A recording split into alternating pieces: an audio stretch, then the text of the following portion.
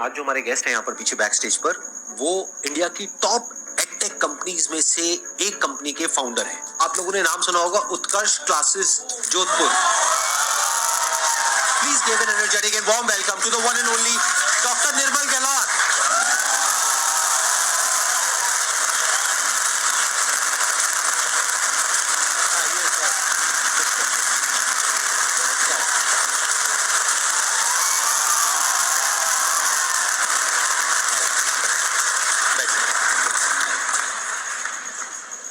सबसे पहले संदीप सर के बारे में कहना चाहूंगा कि संदीप सर जैसे और लोग भी आपसे कई जो मोटिवेट हुए होंगे, 2012 में जो आपका लाइफ चेंजिंग जो सेमिनार था, मैंने भी उसको अटेंड किया था और इतना जबरदस्त उससे मैं प्रभावित हुआ। और उस पूरी वीडियो में कई सारी चीजें हैं जो आज भी सब बच्चे अगर देखें तो आज भी उसको ग्रहण कर सकते हैं।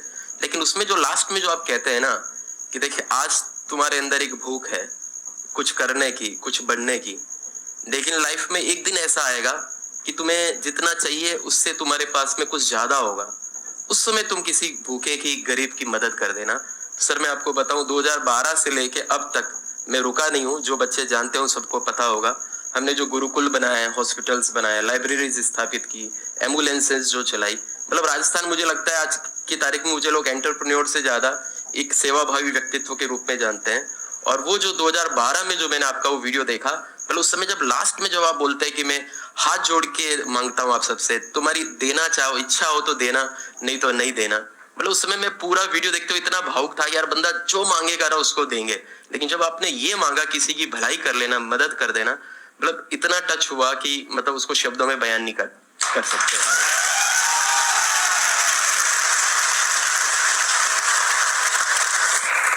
13 सितंबर 2002 को हमने शुरू किया था जोधपुर से ही।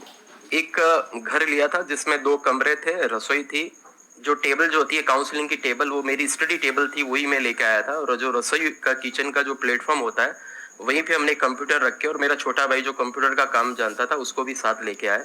सुबह 4 बजे इंस्टीट्यूट पहुंच जाते, साफ सफाई करके अच्छे से बन ठन के तैयार होके, और 7 बजे रेडी रहते थे कि अब कोई स्टूडेंट आए, पढ़ाना है, काउंसलिंग करना है, शुरू करना है। तो कितने टाइम बाद आपको रिजल्ट मिलना शुरू हुआ? रिजल्ट मुझे लगता है हमें 1 महीने के अंदर अंदर आना शुरू हो गया। 4 बच्चों से हमने शुरू किए, 15-20 दिन में 40 भी हो गए। और जिस बिल्डिंग में शुरू किया था 2 महीने बाद में हमें वो चेंज करनी पड़ी, तो छोटी पड़ गई जगह। छोटी पड़ गई जगह। लेकिन स्पेशली मैंने देखा कोविड के टाइम पे जिस तरह से ऑनलाइन आपने जो ये ट्रांजिशन किया, जबकि ऑफलाइन देखा जाए तो आपका अच्छा खासा चल रहा था, आपको जरूरत नहीं थी ऑनलाइन ज्यादा कुछ करने की, बट आप बड़े सही टाइम पे ऑनलाइन आए, जिसकी वजह से आई थिंक इतना आप एक्सपैंड कर पाए। फरवरी 2017 की बात है। हमारे एक ऑफिस बॉय जो है उसकी शिकायत एक सेंटर मैनेजर करता है कि सर आजकल सफाई में ध्यान नहीं देता है। मैं कहा क्यों, क्या करता है उस समय? कि सर उस समय बैठे बैठे यूट्यूब पे वीडियो देखा करता है। मेरे दिमाग में एकदम आया, हम तो वो इंटरनेट कैफे वाले जमाने के लोग जहाँ 50-50 रुपए आधा घंटे के देते थे। मैंने सोचा यार ऑफिस बॉय जो है अफोर्ड कैसे कर पा रहा है। फिर पता चला कि उसने लाइन में लग के सितंबर पहले जियो की सिम खरीद ली थी और रोज का उसको डेटा फ्री था, 1 GB डाटा फ्री मिल रहा है। राइट। बस वहीं से माइंड स्ट्राइक किया कि यार ये जो है कुछ बड़ा बदलाव आने वाला है। तो उस समय हमारा एकदम तुरंत आया कि अब हमें भी स्टूडियो बनाना है और इस फील्ड में अब आगे जाना है। ऑनलाइन एजुकेशन जो है ये आने वाले दिनों में विद्यार्थी जो है अगर गाना सुन सकता है, मूवी देख सकता है, तो निश्चित रूप से आने वाले दिनों में एजुकेशन भी जो है वो यूट्यूब चैनल के माध्यम से कर सकता है। तो वहां से फिर हमारा ऑनलाइन एजुकेशन का थॉट जो है वो स्टार्ट हुआ। इसलिए मैं हमेशा कहता हूँ आइडिया कहीं से भी मिले उसको ले लीजिए। हमने एक ऑफिस बॉय से जो है वो आइडिया ले लिया। हमारे लिए तो आज वो भगवान की तरह है भाई कि उसने छोटी सी लापरवाही बरती, लेकिन उसने सही सही बता दिया कि भाई मैं किस कारण से इसमें जो है गड़बड़ कर रहा हूँ। वो ऑफिस बॉय है अभी भी आपके साथ? बिल्कुल बिल्कुल है, बिल्कुल है। अभी मैंने देखा कि आपका जो मेन चैनल है उत्कर्ष क्लासेस जोधपुर के नाम से, वहां पे 1 करोड़ सब्सक्राइबर्स पूरे हुए हैं अभी रिसेंटली। उसके लिए बहुत बहुत congratulation. Thank you sir, thank you. Basically क्या होता है, देखो ध्यान से समझना कि जो एंटरप्रेन्योरशिप होती है ना, उसमें क्या होता है कि कुछ मार्केट लीडर्स होते हैं, उसमें से बहुत सारे ऐसे प्लेयर्स होते हैं जो टाइम के साथ साथ खत्म हो जाते हैं। एक टाइम पे लीडर थे लेकिन 10-20 साल बाद वो खत्म हो जाते हैं, उनको कोई नहीं जानता है। और कुछ ऐसे होते हैं जो वक्त के साथ साथ बदलते रहते हैं। तो सर जो हमारे साथ बैठे हैं वो उनमें से एक है। इसमें करते हुए चैलेंजेस भी होता है। एडटेक में आप देखेंगे जनरली तो लोग टियर 1 टियर 2 सिटी से हैं। मैं जोधपुर से हूँ, टियर 3 सिटी से। पिताजी मेरे टीचर रहे मुझे भी कहीं ना कहीं अंदर से था कि मैं पढ़ा सकता हूँ, और मैंने 9th क्लास से भी ट्यूशन पढ़ाया। जब मैं 9th में था तब मैंने 9th को पढ़ाया, मतलब मैंने अपनी पहली अर्निंग 9th क्लास से कर ली थी। तो मैं यूथ को सबको यही कहना चाहता हूँ कि जिंदगी में जो परीक्षाएं जो है वो आपकी स्कूल की, कॉलेज की, कंपटीशन की परीक्षा जो है वो बहुत ज्यादा मायने नहीं रखती है। जीवन की एक परीक्षा वो अलग ही प्रकार की परीक्षा है। आज हमारी कंपनी में कई सारे IITian और सर्विस कर रहे हैं, हम नहीं कर पाए तो नहीं कर पाए, कोई दिक्कत नहीं। इसलिए मैं हिंदी मीडियम का हूँ, मैं Tier 3 सिटी से हूँ, या मेरा आर्ट्स है या ये मतलब नहीं। और जितने भी पेरेंट्स हैं, आपकी वीडियो को सब लोग देखते हैं, पेरेंट्स को भी चाहिए कि अपने बच्चों को पूछ के, उसको शांति से बिठा के उसको कहे कि तुम खुद बताओ तुम क्या बनना चाहते हो। इससे पहले कि हम आगे बढ़े और ऑडियंस आपसे क्वेश्चंस पूछे, मेरे माइंड में एक क्वेश्चन आ रहा है कि जैसे अब ये जो एडटेक कंपनीज हैं ये सब वेल फंडेड हैं, क्या आपके पास में भी फंडिंग है या आप सब कुछ खुद ही कर रहे हैं? नहीं सर, हमारे ऊपर अभी 1 रुपए भी डेट नहीं है, खुद ही कर रहे हैं। विद्यार्थियों का प्रेम जो है वही सबसे बड़ी फंडिंग है, उसी से लेके हम चलते हैं। सर जैसे कि अभी हम सर अभी बैंकिंग की तैयारी कर रहे हैं, बट सर कभी कभी मन करता है कि इसे बिजनेस स्टार्टअप करने का। फिर लगता है कि नहीं, हम मैथ्स में स्ट्रांग है, हम बैंकिंग एग्जाम क्रैक कर सकते हैं। फिर लगता है कि नहीं, बिजनेस में भी कर सकते हैं। तो सर वो डाइवर्सन समझ नहीं आता कि मीन्स इनिशिएटिव ले कि नहीं ले, उसमें कंफ्यूजन रहता है बहुत ज्यादा। मतलब जब इनका चैनल देखते होगे तो बैंकिंग की तैयारी करते होगे, मेरा चैनल देखते होगे तो मन करता होगा यार बिजनेस कर लेते हैं। Yes sir. तो अब सवाल ये उठता है, मेरा चैनल देखें या इनका चैनल देखें, बताइए सर। मन जो है ना वो आपका ये करूं वो करूं, इवन पढ़ते समय भी आपका मन बैंकिंग का एग्जाम की तैयारी करते हुए हो सकता है उसमें भी मन नहीं लगेगा, और बाद में धंधा करोगे बिजनेस में, उसमें भी लेके मन नहीं लगेगा। तो ये थोड़ा मन वाली प्रॉब्लम है। थोड़ा सा बुद्धि जो है उसको, मन को कंट्रोल अगर करोगे, थोड़ा सा ध्यान लगाओगे, थोड़ा सा 10-15 मिनट बैठ के सोचोगे कि किधर मेरा पैशन है, किधर मुझे जाना है, तो आपको खुद को अंदर से लेके जवाब मिलेगा। और मन तो इतना चंचल है ना, मन के बारे में लिखा हुआ है कि मरकटश्च सुरापाई तन वृश्चिक दंसकम। मरकट कहते हैं बंदर को, बंदर तो खुद ही उछल कूद करने वाला होता है। और मरकटश्च सुरापाई, बंदर को सुरा मतलब शराब पिला दो, और तन वृश्चिक दंसकम, उसको बिच्छू और कटा दो। तो बंदर को शराब पिला के बिच्छू डसवा दो, ऐसा मन है। और उस मन को कंट्रोल करने वाली बुद्धि है।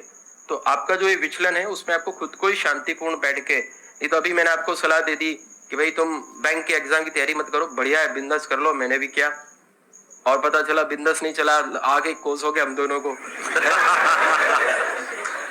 तो कुल मिला के ये है कि मतलब सोच लो, लाइफ में 2-3 ऑप्शंस भी कई लोग रखते हैं, भाई पहले ये करेंगे बाद में ये करेंगे, इस प्रकार से भी लेके हो सकता है। लेकिन ये पूरा आपका ही कॉल है, मतलब आपको खुद को ही बैठ के अच्छे से सोचना होगा। अच्छा, मैं आपसे कुछ क्वेश्चंस पूछूंगा, आप मेरे को जवाब देना। Yes sir. क्या आपके माइंड में जैसे कहीं भी कुछ भी होता हुआ देखते हो, क्या ये थॉट आता है कि ये काम क्या हो रहा है, वो काम क्या हो रहा है, इसको मैं भी बेच सकता हूँ, इसको मैं ये कर सकता हूँ, यहाँ से पैसा कमा सकता हूँ? सर जैसे कि हम ऐसा नॉर्मल जैसे बताएं सर, तो हम एक बार रोड पर चल रहे थे, 2 गोलगप्पे की दुकान थी, और एक गोलगप्पे वाला दुकान वाला नॉर्मल तरीके से दे रहा था, तो उसका इतना बिक नहीं रहा था। पर वही दूसरा गोलगप्पा वाला इंसान उसमें प्याज काट के एक्स्ट्रा तरीके से, नहीं तो आलू में प्याज काट डाल के देना, वो बंदा वैसे बांट रहा था। तो सर उसका ज्यादा कस्टमर उस पर ज्यादा अट्रैक्ट हो रहे थे, जबकि उसने कुछ किया नहीं, सिर्फ एक इनिशिएटिव उठाए थे। तो वही सोचा था कि बिजनेस में अगर कुछ एक नया चीज ला देना तो बिजनेस सक्सेस होने का रेट ज्यादा होता है। और बताओ, और कहाँ पे क्या नजर आया आपको? बिकॉज मैं क्या समझने की कोशिश कर रहा हूँ, देखना ध्यान से समझना, जो एंटरप्रेन्योर्स होते हैं ना, उनका दिमाग 24 घंटे यही चल रहा होता है कि जैसे फॉर एग्जांपल कहीं जाएंगे, किसी इंस्टीट्यूट में ज्वाइन करेंगे, तो उनका दिमाग यहाँ नहीं चलेगा कि मेरे को इसको क्रैक करना है, वो ये सोचेंगे इंस्टीट्यूट वाला कितना कमा रहा है। अच्छा, क्या ऐसा हो सकता है मैं अपने किसी फ्रेंड को इस इंस्टीट्यूट में ले आऊं और यहाँ पे पहले से बात कर लूं और मेरे को कमीशन मिल जाए? सर कर तो आपका एंटरप्रेन्योर का दिमाग सर ये टेलीपैथी कहेंगे। मैंने ग्रेजुएशन के बाद में तैयारी के लिए, कंपटीशन की तैयारी के लिए मैं जयपुर गया, और वहाँ पे 3-3, 4-4 दिन अलग अलग कोचिंग में जाके मैंने डेमो लिए, और मुझे वहाँ पे लग रहा था अरे यार इनसे बढ़िया तो मैं ही पढ़ा सकता हूँ और मैं भी अच्छा कर सकता हूँ। सारे स्टूडेंट्स इनके पास में, हाँ। तो अपने को कंपटीशन की तैयारी तो नहीं करनी है, अपन भी कोचिंग खोलेंगे। मुझे एग्जैक्टली नहीं पता कि आपने ऐसा सोचा है नहीं सोचा, बट मैं गेस करता हूँ, आप बताना कि मैं ठीक कह रहा हूँ या गलत कह रहा हूँ। जैसे वो सुहानी शाह वाला सेशन देखा था ना आप लोगों ने, माइंड रीड करती है वो, तो अब मैं सर का माइंड रीड करने की पूरी कोशिश करूंगा, ठीक है? तो सर अब आप बताएंगे कि मैं सही कह रहा हूँ या गलत कह रहा हूँ। जिस वक्त आपने सोचा होगा, जब वो इंस्टीट्यूट्स में आप गए होगे अलग अलग कोचिंग में, और ये वो पहले तो आपके माइंड में थॉट आया होगा कि इनसे बढ़िया मैं पढ़ा सकता हूँ, जो अभी आपने खुद बताया। अब जो आपने नहीं बताया वो मैं बताने की कोशिश करता हूँ। आपके माइंड में ये भी थॉट आया होगा कि इन बच्चों को यहाँ से पढ़ने के लिए जोधपुर से वहां पे जाना पड़ता है। बिल्कुल बिल्कुल बोला सर ने।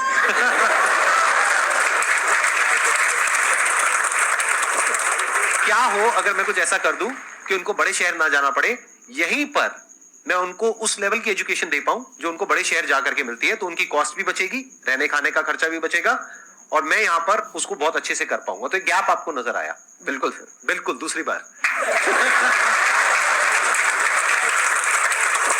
तो भाई साहब ऐसा है कि आपने जो क्वेश्चन पूछा है कि अगर तो आपका माइंड ऐसे ही चलता है, हर जगह आपको अपॉर्चुनिटी नजर आती है। जैसे दो तरह के लोग होते हैं, एक होते हैं उनके सामने भी ले जाकर के अपॉर्चुनिटी रख दोगे ना, वो कहेंगे अरे इसमें तो कुछ नहीं है, बेकार है, ये तो सब कर लेंगे, अरे इसमें क्या है, ये है वो है, वो हजार कमियां निकाल देंगे।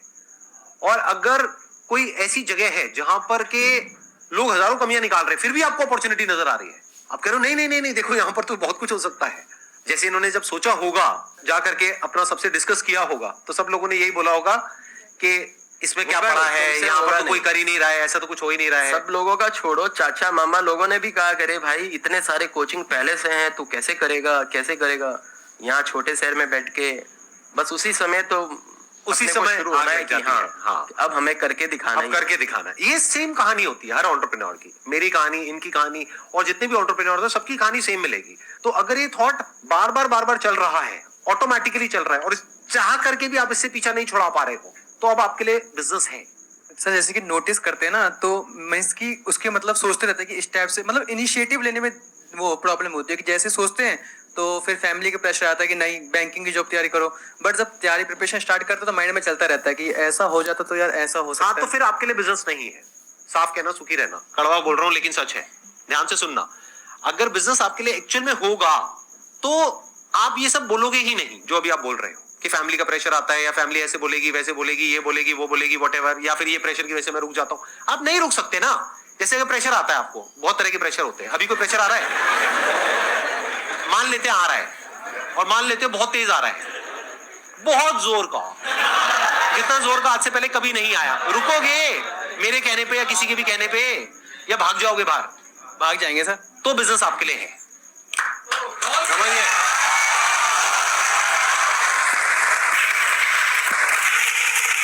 बिजनेस कब करना चाहिए? जब चाह करके भी आप खुद को रोक नहीं पा रहे हो, आपका दिमाग हट ही नहीं रहा है इस सबसे, दिमाग में नंबर्स घूमते रहते हैं, दिमाग में 24 घंटे यही घूमता रहता है, ये क्या काम कर रहा है, ये कैसे पैसा कमा रहा है, ऐसे कैसे कमाई होती है, ये होती है वो होती है, ऐसे क्वेश्चन चल रहे हैं आपके माइंड में 24 घंटे। तो बिजनेस आपके लिए है। जीवन में वैसे कोई भी काम करना है ना, तो सफलता के लिए 5 चीजें चाहिए। भगवान श्री कृष्ण ने गीता में 18वें अध्याय के 14वें श्लोक में कहा है, अधिष्ठानम तथा कर्ता कर्णम च पृथक विदम द्विविधाश्च पृथक चेष्टा देवम चेवात्र पंचमम। अधिष्ठानम तथा कर्ता, सबसे पहले अधिष्ठान मतलब फाउंडेशन, आपका उद्देश्य क्लियर होना चाहिए कि मुझे क्यों करना है, क्या करना है, कैसे करना है, ये सब दिमाग में क्लियर होना चाहिए। अधिष्ठानम तथा कर्ता, ये क्लियर किसको होना चाहिए? कर्ता मतलब खुद को, करने वाले को होना चाहिए। फिर तीसरा है कर्णम च पृथक विधम, कर्णम में अपनी जो सारी इंद्रियां भी हैं, कर्णम में उपकरण जितने भी हैं वो सब भी। चौथा मैंने क्या बताया? विविधाश्च पृथक चेष्टा, विविध प्रकार की अलग अलग चेष्टाएं करनी पड़ेगी। और फिर 5वां है देवम कृपा, ईश्वर की कृपा भी साथ में लेके चाहिए। वैसे जो 4 काम जो अच्छे से करता है उस पे देव कृपा जो है वो ऑटोमेटिक हो ही जाती है। तो ये सबको ध्यान रखना।